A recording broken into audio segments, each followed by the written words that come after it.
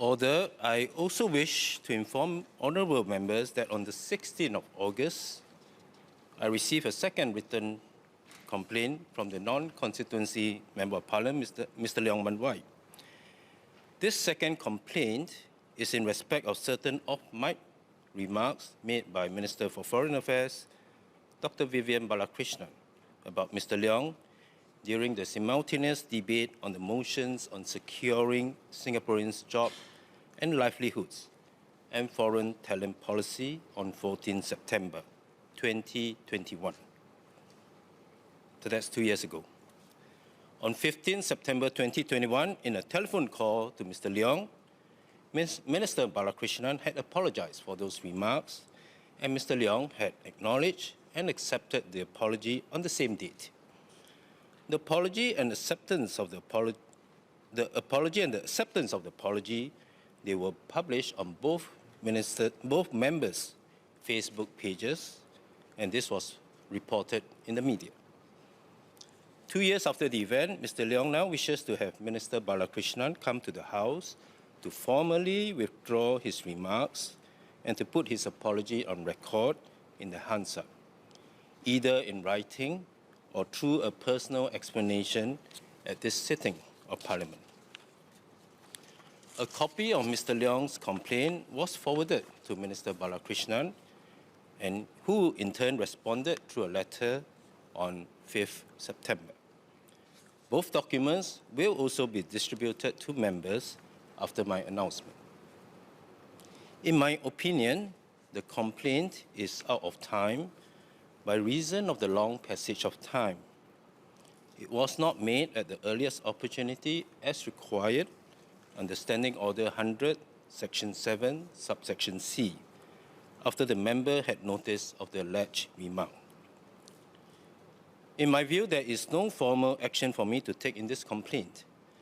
The matter having been taken to its conclusion with the Minister's apology and Mr. Leong's acceptance of the apology almost 2 years ago is now closed.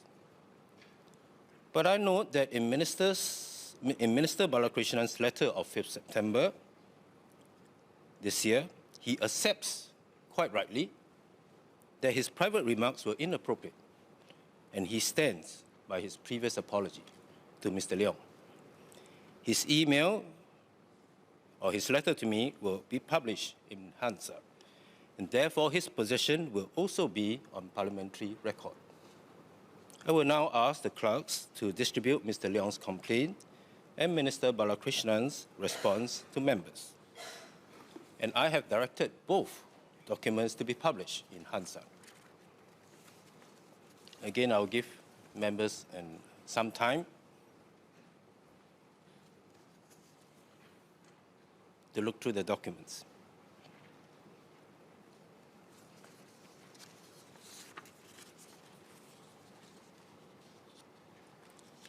So let me repeat again my last statement, which is that I have directed both documents that you're receiving now to be published in Hansard.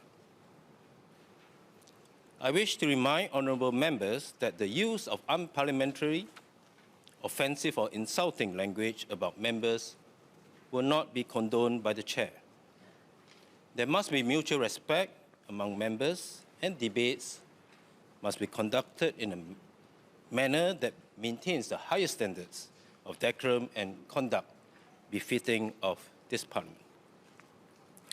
Any breach will be summarily dealt with by me or referred to the Committee of Privileges.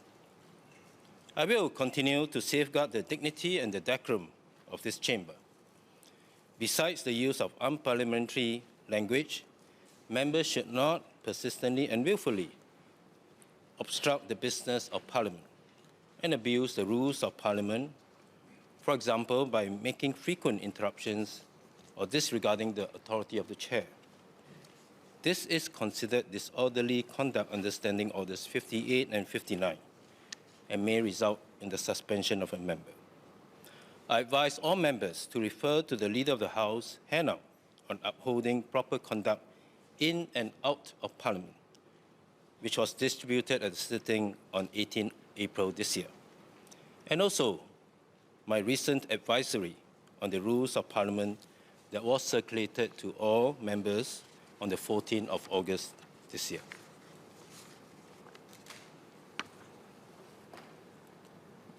Mr. Leong, again, I have informed you, and for that matter, all members, the Understanding Order 56, my decision on any complaint is final and is not open to appeal. Earlier on, I allowed you one clarification. Right? I don't intend to allow further clarifications because I do not want to make the exception a norm of allowing clarifications for any letter of complaint that I received from any member of the House.